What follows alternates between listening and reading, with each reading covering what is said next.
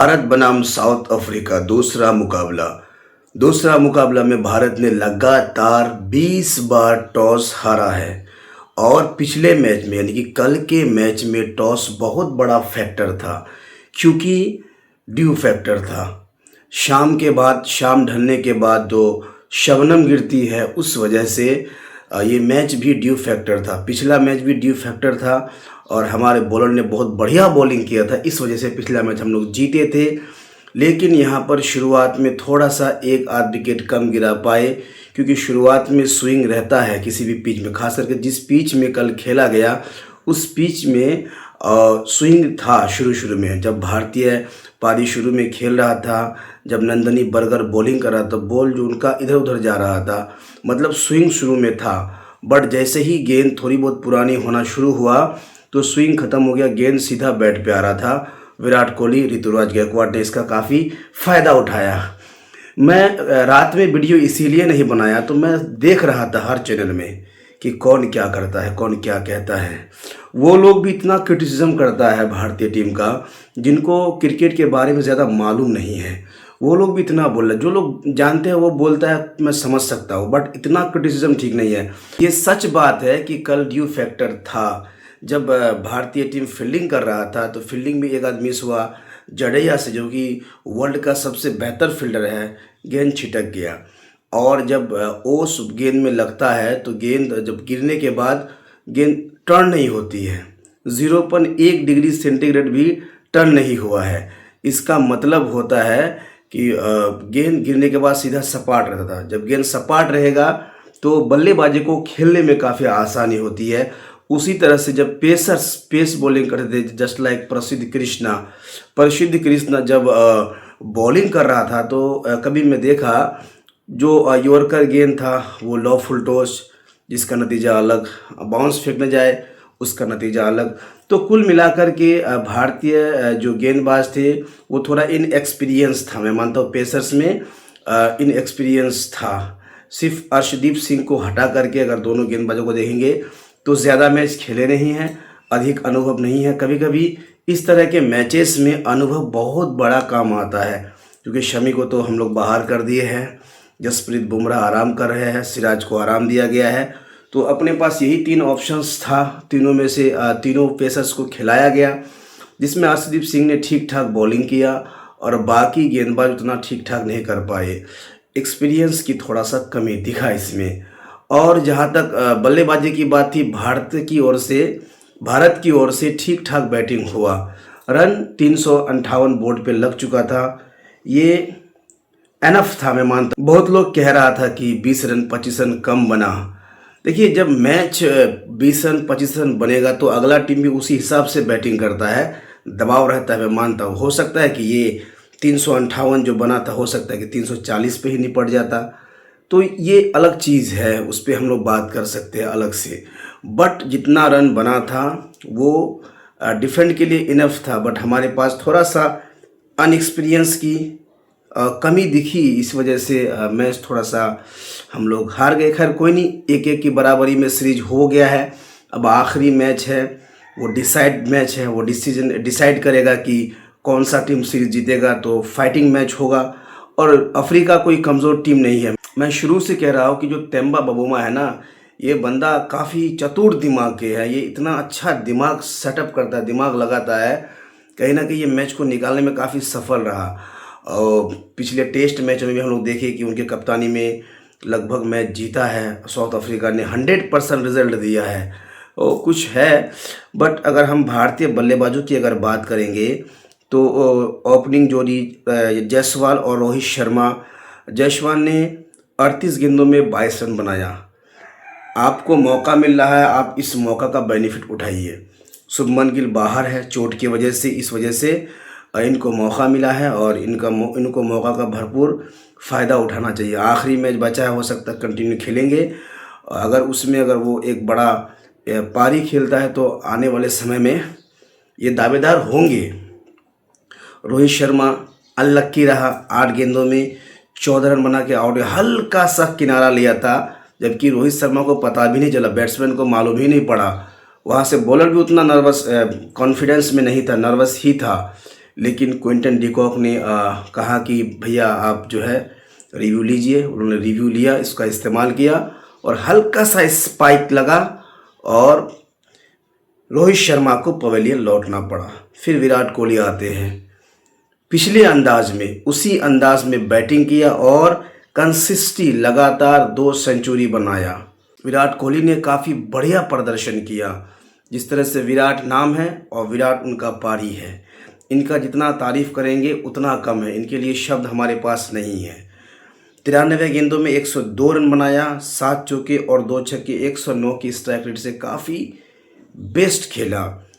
और वहीं पर बात करेंगे हम ऋतुराज गायकवाड़ की। केवल 8वां पारी था इनका और ये सबको मालूम है कि चेन्नई ने इसको जब कैप्टनसी सौंपा था कुछ ना कुछ देखा होगा, क्योंकि वहाँ पर माही है, महेंद्र सिंह धोनी है, इनके अंदर में गुण है और ये मुझे लगता है कि ये तीनों फॉर्मेट खेल सकता है। ये ऋतुराज गायकवाड़ आने वाले समय में मुझे लगता है कि वो टेस्ट के भी दावेदार होंगे, ओडीआई की तो हो ही गई है, टी20 के भी है।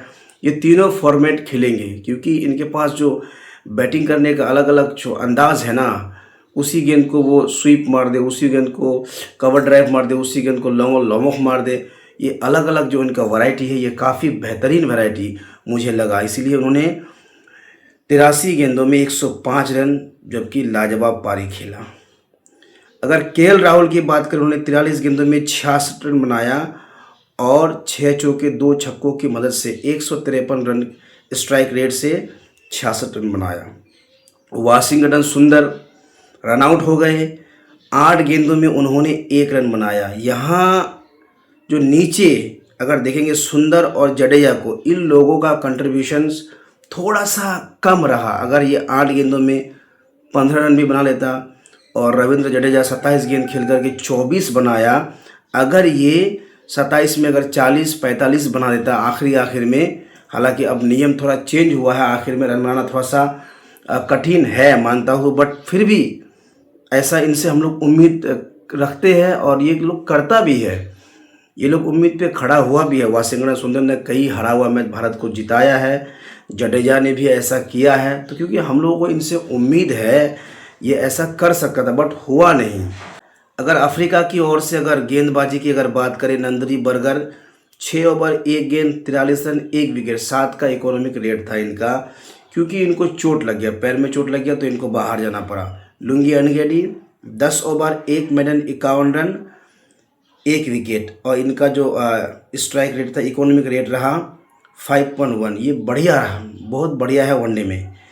Marco Jansen 10 over 63 run 2 wicket, इसका जो इकोनॉमिक रेट रहा यानी स्ट्राइक रेट भी हम बोल सकते हैं 6.3 रहा, ये भी ठीक ठाक है, 7 के नीचे वनडे में ठीक मानते हैं। महाराज का 10 ओवर 70 रन 0 विकेट, 7 का इसका क्या रहा economic. Corbin Bosch 8 over 79 run 9.9, इनका थोड़ा ख़राब रहा।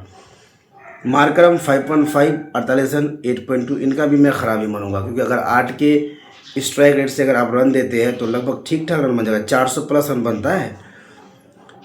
और पहला विकेट भारत का रोहित शर्मा 40 पे गिरा 4 ओवर 5 गेंद में। उसके बाद यशस्वी जायसवाल आया 62 पे गिरा 9 ओवर 4 बॉल में। ऋतुराज गायकवाड़ गिरा 257 पे 35 ओवर 4 बॉल पे गिरा। एक बहुत बड़ी विराट कोहली और ऋतुराज गायकवाड़ के बीच में काफ़ी साझेदारी हुआ। कोहली 284 पे 39 ओवर 1 बॉल में। वाशिंगटन सुंदर 41 ओवर में 289 5वां विकेट। उसके बाद फिर केएल राहुल और रविंद्र जडेजा ने पारी को समाप्त किया। 5 विकेट पर भारत ने 50 ओवर खेलकर 358 बनाया। वहीं पे अफ्रीका जब चेस करने उतरा, मैंने शुरू में कहा था कि शुरुआत के अगर 2-3 विकेट अगर गिर जाता तो एक बड़ा टोटल था, उसमें प्रेशर बनता। प्रेशर किस तरह का बनता, आपको विकेट भी बचाना पड़ता और आपको लगभग 6.5 के आसपास या 6-7 के आसपास में आपको प्रति ओवर रन चाहिए होता, तो एक तरह का प्रेशर बिल्ड होता। शुरू के 5 से 10 ओवर के बीच या 1 से 7-8 ओवर के बीच में बॉल स्विंग होता है। अगर ठीक ठाक अगर गेंदबाजी होती, अगर वहाँ से 2-3 विकेट अगर गिरता तो एक तरह का अलग प्रेशर बनता, बट ऐसा दिखा नहीं। मार्करम ने 98 गेंदों का सामना किया और शानदार शतकीय पारी 110 रन बनाया, जिसमें 10 चौका और 4 छक्का था। डिकॉक ये लगातार दूसरा इनका फेलियर है 11 गेंदों में 8 रन। हालांकि पिछले अगर इनका परफॉर्मेंस देखेंगे ना भारत के खिलाफ तो इनका ठीक ठाक रहा है, परफॉर्मेंस ठीक रहा है, वो बहुत बढ़िया परफॉर्म रहा है। बबूमा कप्तान है, बबूमा कप्तान है। 48 गेंदों में 46 रन बनाया और हर्षित राणा के हाथों कैच आउट होकर के पवेलियन लौटा। ब्रिज की ये लगातार 7वां की 8वां इनका हाफ सेंचुरीज है। बहुत परिपक्व बल्लेबाज लग रहा है, लेकिन नई बल्लेबाज है बट परिपक्व लग रहा है। 64 गेंदों में 68 रन बनाया और LBW हुआ प्रसिद्ध कृष्णा के हाथों। डेविल ब्रेविस आक्रामक बल्लेबाज 34 गेंदों का सामना किया, 54 बनाया, 5 छक्का और 1 चौका। चौका कम और छक्का ज़्यादा लगाया। अंततः कैच पकड़ा, बहुत हाई कैच था। यशस्वी जायसवाल ने कैच पकड़ा और कुलदीप यादव ने उसका विकेट लिया। टोनी डिजोर्जी 11 गेंदों में 17 रन, रिटायर्ड आउट हुआ क्योंकि जब वो बल्लेबाजी कर रहा था उसका पैर में वो नस खिंचाव हो गया था, इसकी वजह से उनको वापस जाना पड़ा। मार्को जॉनसन पिछले मैच में हाफ सेंचुरीज बनाया था, मैच को जीत की दहलीज तक पहुंचा दिया था, बट वहां से भारत ने अच्छा कमबैक किया था और भारत उस मैच को जीता था। बट कल जो मैच हुआ था उसमें मार्को जॉनसन ने सिर्फ 2 गेंदों में 2 ही रन बना पाया। कैच पकड़ लिया ऋतुराज गायकवाड़ और बोल्ड किया अर्शदीप सिंह ने। कॉर्बिन बॉश 15 गेंदों में 29 रन। पिछले मैच में भी वो नाबाद थे, लास्ट में आउट हुआ था, वो नाबाद ही मानूंगा मैं। केशव महाराज 14 गेंदों में 10 रन बनाया और ये लोग 4 विकेट पे, यानी कि 6 विकेट गिरा, 4 विकेट रहता हुआ 49 ओवर 2 गेंदों में इस रन को चेस कर लिया। अगर भारत की तरफ से अगर गेंदबाजी अगर हम लोग देखेंगे, Arshdeep Singh 10 over 54 run, 2 wicket, economic rate इनका 5.4, काफ़ी बढ़िया मानूंगा मैं इसको। हर्षित राणा 10 ओवर 70 रन, 1 विकेट, 7 का इकोनॉमिक रेट, थोड़ा सा महंगा है, मैं थोड़ा सा इसको महंगा कहूँगा। उसके बाद प्रसिद्ध कृष्णा 8 ओवर 2 गेंद, 85 रन, 2 विकेट तो लिया इन्होंने, बट 10 के ऊपर चला गया। 10 के ऊपर का मतलब भैया 50 ओवर में 520 रन, अगर इस हिसाब से जोड़ेंगे तो ये काफ़ी ख़राब बॉलिंग मैं कहूँगा। यहाँ थोड़ा एक्सपीरियंस, वेरिएशंस, ये सारी चीज़ें ये कमी दिखा। वाशिंगटन सुंदर 4 ओवर 28 रन, 7 का इकोनॉमिक रेट, क्योंकि ऑप्शनल में था। रविंद्र जडेजा 7 ओवर 41 रन, 5.9, इनका भी इकोनॉमिक रेट ठीक था। क्योंकि मैंने पहले ही कहा था कि शबनम फैक्टर था, ओस फैक्टर था, क्योंकि गेंद गिरने के बाद गेंद सीधा जाता था, सपाट जा रहा था और बैट्समैन को खेलने में काफ़ी आसानी होती थी, क्योंकि ओस की वजह से गेंद जब गीला होता है तो पकड़ जो आपका ग्रिप होता है वो ग्रिप उतना अच्छा नहीं बन पाता है। हालांकि रेड बॉल का ग्रिप आपका ठीक बनता है, बट वाइट बॉल में ग्रिप उतना अच्छा बन नहीं पाता, तो गेंद गिरने के बाद अधिक टर्न नहीं होता है, गेंद सपाट आता है, ठीक ठाक बैट पे आता है। इसी वजह से भारत को इस मैच में हार का सामना करना पड़ा। Kuldeep Yadav 10 over 78 run, 1 wicket, हालांकि डेविड ब्रेविस का विकेट लिया बट काफ़ी महंगा रहा। 7.8 इकोनॉमिक्स में इसको महंगा मानूंगा, क्योंकि इनसे उम्मीद है, क्योंकि बहुत बढ़िया बॉलर है कुलदीप यादव और 7.8 के इकोनॉमिक्स हिसाब से उन्होंने रन दिया है। खैर मैच हार जीत है, ये तो होती रहती है, बट टॉस फैक्टर अगर देखेंगे, पिछले 20 मैचों में भारत ने 20 का 20 टॉस हारा है। ये वाकई में कमाल करने वाली बात है। अगर इस अभी के मौसम में अगर हम लोग देखेंगे तो जो लास्ट में बैटिंग करेंगे उनका चांस ज़्यादा रहेगा, क्योंकि ओस फैक्टर रहेगा और उसमें बैट्समैन को थोड़ा सा बैटिंग में हेल्प मिलेगा। और गेंदबाजी में उतना, पेसर में उतना एक्सपीरियंस नहीं है। मैं अर्शदीप को ही एक्सपीरियंस समझूंगा। अगर वहाँ पर अगर बुमराह और मोहम्मद शमी होता तो दोनों में से इसका रिजल्ट भारत की ओर आ भी सकता था, बट ऐसा हुआ नहीं। खैर अगला मैच हम लोग उम्मीद करेंगे कि भारतीय टीम फिर से दोबारा रिटर्न करेगी। अभी 1-1 के बराबरी पर है, उसके बाद T20 मैच होना है। फिर मिलते हैं नेक्स्ट वीडियो में।